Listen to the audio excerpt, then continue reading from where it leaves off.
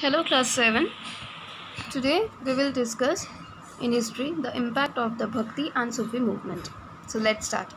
The Bhakti and Sufi movements encouraged people to rise above their caste and religious differences and live in harmony and peace. The following points highlight the impact of the Bhakti and Sufi movements on the life of people in Sultanate period.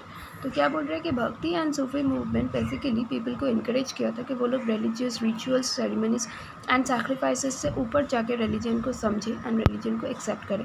Not only that, they always highlighted the main point of religion. They always try to make them able to understand कि God तक reach करने के लिए ritual ceremony sacrifices ये सब की ज़रूरत नहीं पड़ता है. सो लेट्स फाइंड आउट कि what were the impact of Bhakti and Sufi movement on India. The Bhakti and Sufi movements, by focusing on religious reforms, enabled people to see religion in a new light. The Bhakti movement, by underlining the futility of rituals and ceremonies, curtailed the dominant role of the Brahmins in the religious life of the people. सबसे पहला impact जो था वो था कि भक्ति and Sufi movement में actually religious reformation चल रहा था और इसी रिलीजियस रिफॉर्मेशन के वजह से कॉमन पीपल धीरे धीरे एक नए तरीके से रिलीजन को देखना स्टार्ट किया. जब भक्ति मूवमेंट में एकदम सीधा सीधा ये बात बोला गया था कि रिचुअल्स की ज़रूरत नहीं है, सेरेमनीज़ की ज़रूरत नहीं है. इनफैक्ट ब्राह्मण्स लोग, जो लोग सोसाइटी में सबसे डोमिनेंट रोल प्ले करते हैं, उन लोगों का भी ज़रूरत नहीं है सोसाइटी में, या वो लोग जैसे बोलते हैं वैसे रिलीजन नहीं है. रिलीजन उससे ऊपर है. Religion is basically a way to reach God, nothing else. तो कहीं ना कहीं भक्ति मूवमेंट ने रिचुअल सेरेमनीज़ और ब्राह्मण्स का सोसाइटी में जो डोमिनेंट रोल था, कहीं ना कहीं वो डोमिनेंट रोल को कर्टेल किया था. Second is the stress on universal brotherhood and respect for all religion created a spirit of love and tolerance among the people. A positive outcome of this development was that the sultans became more tolerant of the religious beliefs of the Hindus. Second जो था वो था कि उन लोगों का भक्ति and Sufi sense का ये गोल था, उन लोगों का पर्पस था, ऑब्जेक्टिव था टू प्रोमोट यूनिवर्सल ब्रदरहुड. तो उन लोगों का ये मूवमेंट की वजह से और उन लोगों की प्रीचिंग्स की वजह से यूनिवर्सल ब्रदरहुड एंड रिस्पेक्ट, हर एक रिलीजन के लिए रिस्पेक्ट कहीं ना कहीं प्रोमोटेड हुआ था. नॉट ओनली दैट, इसके वजह से लव एंड टॉलरेंस पीपल में बढ़ चुका था.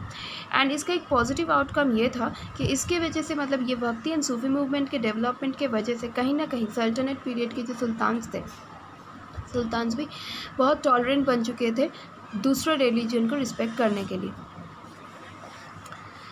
Third is, due to the impact of the teachings of the Bhakti and Sufi sense, the Hindus and Muslims drew closer. They learned to respect each other's religious and cultural preferences. कहीं ना कहीं भक्ति and Sufi movement का क्योंकि objective एक ही था and they preached in the same way, तो उसके वजह से कहीं ना कहीं हिंदू और मुस्लिम्स बहुत क्लोज आ गए थे and they learn to respect each other as well as each other's culture and beliefs also. By preaching equality of man, these movements instilled a feeling of dignity in people, particularly the lower caste Hindus. तो क्या बोल रहा है कि ये जो मतलब भक्ति एंड सूफी सेंस ने बोला था कि हर एक इंसान एक समान है, तो इसके वजह से कहीं ना कहीं एक बहुत बड़ा इस मूवमेंट का एक बहुत बड़ा डिग्निटी इंसान के मन में आया. और उसके वजह से क्या हुआ कि पर्टिकुलरली लोअर कास्ट पीपल जो थे हिंदू रिलीजन में, उन लोगों के लिए कहीं ना कहीं ये मूवमेंट एक बहुत बड़ा इनकरेजमेंट बन चुका था.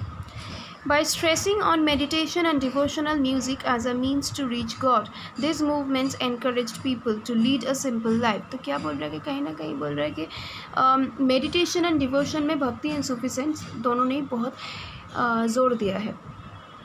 एंड डिवोशनल म्यूज़िक को बोला गया है कि गॉड तक पहुंचने का एक ज़रिया है. तो इसके वजह से क्या है कि ये मूवमेंट कहीं ना कहीं लोगों को बहुत सिंपल लाइफ लीड करने में इनकरेज कर रहा था. नॉट ओनली दैट, उन लोगों को ये भी समझा, मतलब ये मूवमेंट उन लोगों को ये समझने में भी हेल्प किया कि life is not about the materialistic prospects, मतलब लाइफ में ये मटेरियलिस्टिक चीज़ों को हमेशा दूर रखना चाहिए. These movements contributed to the development of regional languages such as Bengali, Gujarati and Punjabi. As the Bhakti and Sufi sense preached in common languages, the messages were able to understand the essence of the philosophy of Islam and Hinduism. तो क्या बोल रहे हैं कि ये movement कहीं ना कहीं कंट्रीब्यूशन था, मतलब इस मूवमेंट का सबसे बड़ा कंट्रीब्यूशन था कि लोकल लैंग्वेज का इमर्जेंस हुआ था, क्योंकि भक्ति एंड सूफी सेंस हमेशा लोकल लैंग्वेज में प्रीच करते थे ताकि कॉमन पीपल समझ पाए और उसका मीनिंग उसको समझ में आ जाए। इसकी वजह से बंगाली, गुजराती, पंजाबी ऐसे रीजनल लैंग्वेजेस का इमर्जेंस हुआ था। तो कहीं ना कहीं क्या था कि अगर हम लोग इम्पैक्ट ऑफ बुद्धिज़्म, भक्ति मूवमेंट एंड सूफी मूवमेंट का बात करते हैं, तो कहीं ना कहीं ये हम लोग की सोसाइटी आज जैसे खड़ा है, या हम लोग आज जैसे यूनिवर्सल ब्रदरहुड, पीस, ये सब का बात जैसे करते हैं, तो कहीं ना कहीं पीस एंड हारमोनी का जब बात करते हैं तो उसका बेस कहीं ना कहीं भक्ति एंड सूफी मूवमेंट में ही था। So class 7, I hope you have understood the whole chapter. Please go through this chapter with this explanation. Thank you.